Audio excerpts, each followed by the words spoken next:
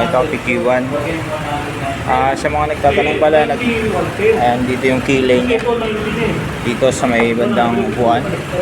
Tanggalin nyo lang yung dalawang tornilyo. Ayan, nakaganyan yan. Dito sa may lagay ng upuan, nandito yung kilay niya. Ayan.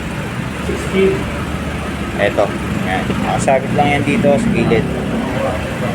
Ayan. Ayan. Yung mga nagtatanong, hindi pa alam. So, ganyan siya.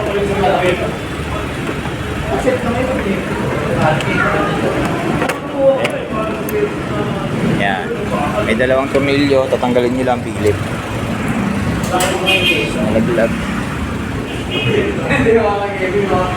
Dalawang tornilyo siya.